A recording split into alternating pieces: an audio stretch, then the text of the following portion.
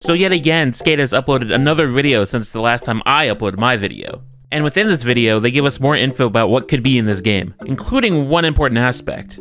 So that's why the next Skate game will be a free-to-play title available to gamers around the world. Now that that's out of the way, let's talk about my last video when I talked about the out of bounds, because I missed a few things. When clipping into the stair set at Mega Park, you can actually fly to the corner of Mega Park where you can see under the map very clearly. The next thing I forgot to mention was this rail at Cue Bowl. If you want to know how to stand on this rail, check out this video by Helix Snake. Now that I've mentioned everything, let's continue with the video. As mentioned in my prior video, the world of Skate 3 is very broken, and I'm here to show you why. Starting off with your team sticker. Unlike the previous two Skate game iterations, this time you're now building a brand, and you have to have a sticker to go along with it. But when you pick that sticker gets plastered all around Port Carvington. But it's not exactly plastered because it hovers just ever so slightly off the wall. And sometimes they spawn on objects, so open up your object dropper and deleting the object will just leave it floating there. So we all know EA's realistic looking engine Frostbite, and if you played any Mirror's Edge or Battlefield, you know the game looks pretty good visually, and the reflections in those games look pretty damn clear. But unfortunately for us, Skate 3 was using renderware, an engine built in '93. So our reflections look like this. Oh my goodness!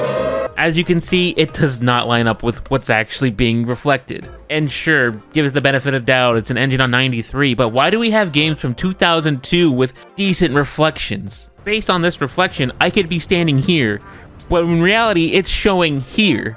These are not next to each other. I now want to bring your attention to lighting in this game.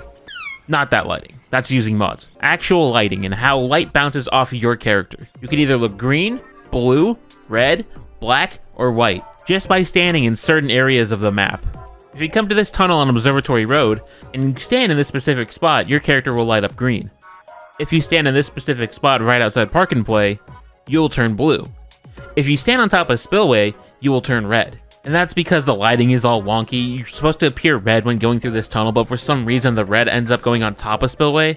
It's kind of weird. But if you want to turn dark, you can stand on either side of the Danny Way's Hawaiian Dream tunnel. And to prove that that's not just a shadow in the tunnel, here's what the shadow should look like when you stand in the middle. Another place would be to stand in the Backlot Park. And here's to show you what the shadow should look like. And to have no shadows on you, you stand on this specific spot outside of Ribbon Towers. Moving on from world-based to district-based glitches, we are going to start with Hawaiian Dream. Other than these stairs not being closed off, the only thing I can really find are these potholes in the beginning of the map. And these potholes are inconsistent. They're just scattered around, so you might run into them, you might not. They're very hard to get into. But if you do get into one, it's most likely at the wrong time when you don't want to. Oh shit! Oh! At the Art Gallery DLC, I talked about this building in my last video, which I classified as out of bounds, but I can also classify that as a map glitch. There's plenty of things you can run into that just does not work because half the map is considered out of bounds, and you can explore that yourself. However, I would like to bring your attention to this rooftop. It has a little divot in the corner of it, making the collisions and textures not line up correctly. At the corner of Art Gallery, we can find this gas station, and on the other side of the gas station is a very burnt looking piece of wall. This wall at the gas station has very interesting properties. Instead of just hitting the wall and falling off normally, you get sucked into it. I don't really understand how this wall works, but it's very weird. If you come to this roof, part of the building is missing, and with it, if you time a perfectly good Super Dude, it will launch you up into the sky.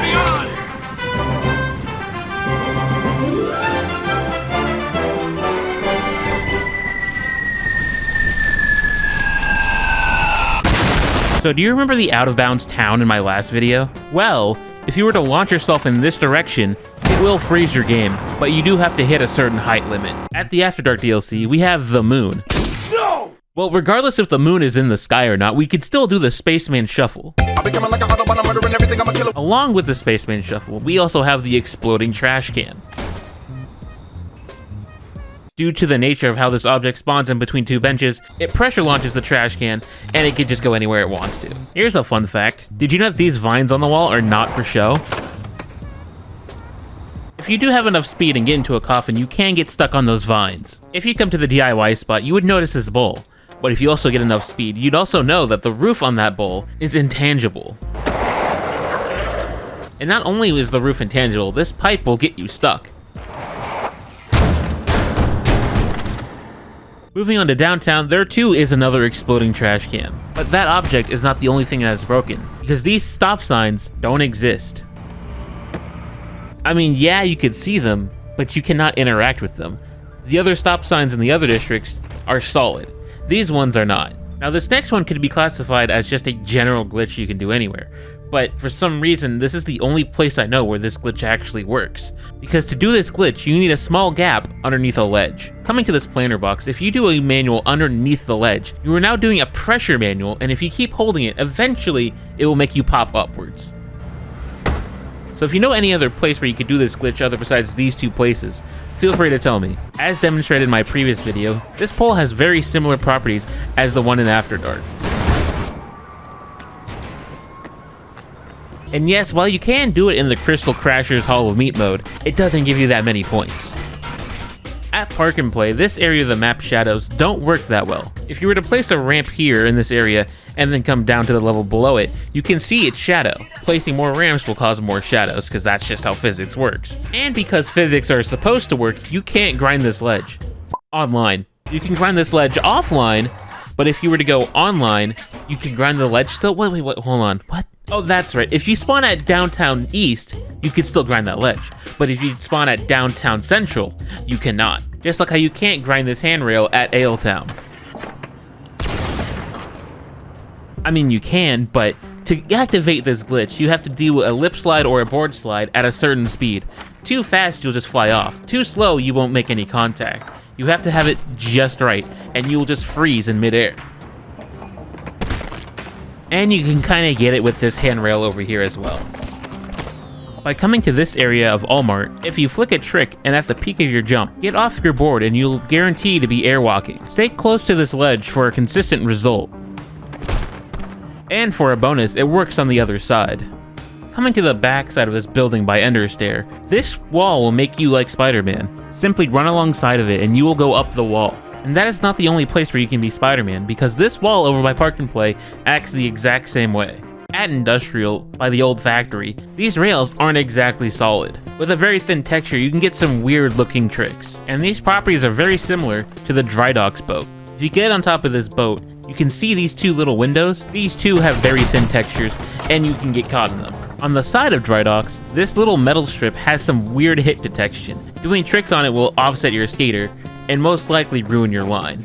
Do you remember when I talked about reflections in this game? Well, now I'm going to talk about render distance. Now I know render distance isn't exactly a glitch, but more of showing off the limitations of what this game can do. And the Dongmei line is the worst offender. Getting up and close, we can read that it says Dongmei line. But standing over here, the texture gets all weird. But if I just take a step... Also, if you messed around on this boat, you would know any handrail on this is very wonky. To the left of the Dongmei line, we have a fence, but there's one part of the fence that is completely intangible. You can skate right through it and not face anything. The hole for it is pretty big, so you can show off a magic trick to your friends. Now this one corner of Industrial is all kinds of messed up, starting with this naval rail. A very unique rail that doesn't exist anywhere else in this game, and with the Dark Catch properties, you can do stuff like this. But if you don't want to do Dark Catch, you can just do a 50-50 or a 5-0, depending on what you want to do to get yourself to lean back like Michael Jackson. At this corner of Park This, all these red poles are all intangible. You can walk through any of them, online, offline, doesn't even matter. At this guardrail for cars, if you do a perfectly timed hippie jump, your legs can actually phase through that rail. Now this glass awning has very strange properties. Unlike other glass awnings that you can skate on, this one is made of glue. You can run across this glass awning all you want, but as soon as your wheels touch the glass, this is game over. There is no skating. Your board will be stuck and you cannot go anywhere. So did you know that this part of the map is intangible? I mean, yes, I'm standing on it right now, but if I were to go online, online death race, this part of the map is now intangible and you will fall into the void. At Spillway, this wall also has some Spider-Man climbing abilities.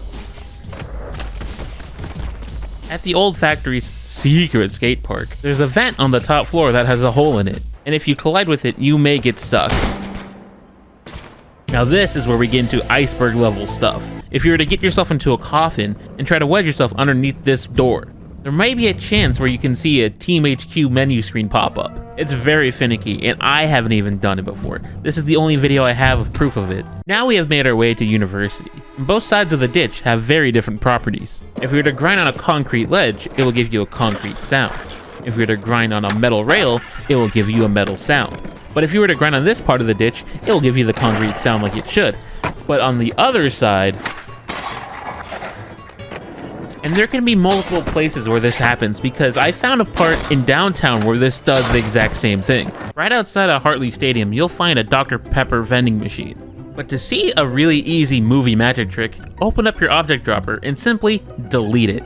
Look at that, we got another vending machine. These trees by Chance Center are the closest thing you can get to without having to do a speed glitch. Simply airing up it and you'll get stuck in it. Coming over to this corner, if you place your board on the water and then try jumping on it, your character will freak out and jump to the sky. Right next to that little waterfall is a fence, and that fence has very weird properties when you put objects on top of it. For example, if you take this T-Mobile sign and place it on it, if you get on one of the buildings by Clock Tower, this ledge has no collision on either side. On Observatory Road, there are lots of trees on this road, but you can't get caught in this tree, and this tree, and this tree, and this tree. Wait, that's Intangible. Why does this one look like piss? And this one too! Anyways, besides these weird sucking up trees, this rock is also inverted. At Mega Park, there's a small hole in between the rock and the ground, and you can only get into it if you bail into a spread eagle. It's a very tight fit, but you'll most likely get spit right back out. In Daily Estates, if you come to this pool here, which is known online under Spot Battle as The Butt, these trash cans also explode on spawn. By coming to this house, you can also fall through the void, but of course it only works on Online Death Race, which is Campus Cruiser. Another Online Death Race anomaly happens on Final Mountain Race. This triangle will spawn on the side of Observatory Road, so don't bother looking for it offline. Coming over to the ditch, if you jump over this handrail, it has some weird airwalking properties. By getting on and off your board, you will stay in the air. Try it anywhere else and it will not work. Only this area of the map has this weird airwalking ability. Another airwalking trick would be to run at this handrail and then get off your board. You will take 2 steps in the air before you reach the ledge. This trick only works online. If you do it offline, you'll just fall to your doom.